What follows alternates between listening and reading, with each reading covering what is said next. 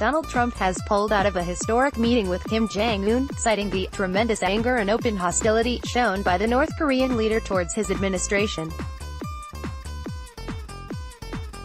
In a letter to Kim released by the White House, Trump said, "I feel it is inappropriate, at this time, to have this long-planned meeting.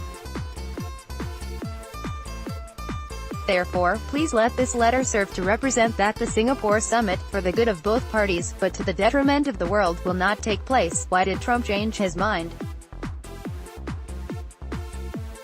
The decision is believed to have been made after a North Korean foreign affairs official slammed Vice President Mike Pence as a political dummy. According to CNN, it was the specific targeting of Pence that irked U.S. officials and infuriated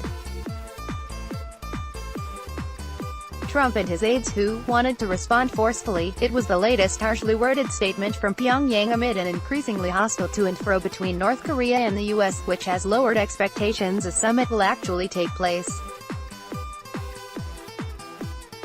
Was the summit ever likely to happen? Until last week, plans were on course for a historic meeting between the Trump and Kim in Singapore in June, to the extent that the U.S. had commemorative coins minted showing the two leaders embracing. And there have been genuine steps towards rapprochement between North Korea, South Korea and the U.S. The North released 3 U.S. citizens it had been holding, and, even as the summit was being cancelled, had begun precursory steps to scale back its nuclear program by destroying sections of its main nuclear test site, under the watchful eye of foreign press.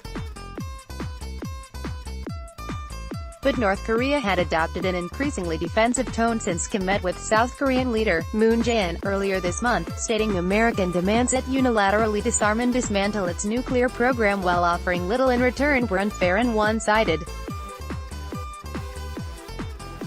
So what happens now? The New York Times noted that the president's letter left open the possibility that the two could meet in the future, but his announcement appeared to catch South Korea, where millions of people live within immediate range of the North's nuclear weapons, off guard. Pyongyang has yet to respond to the letter, but Reuters says the chances for a quick rescheduling appear remote, and cancellation of this summit will renew fears of return to conflict on the Korean peninsula, although much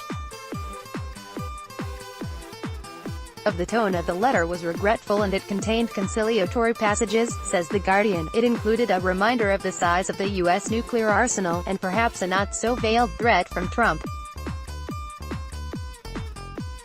listing a number of possible scenarios. The BBC's diplomatic correspondent Jonathan Marcus asks, will North Korea now resume its long-range ballistic missile testing? Will the war of words be renewed? Or might there be a slim chance of some kind of diplomatic process being maintained?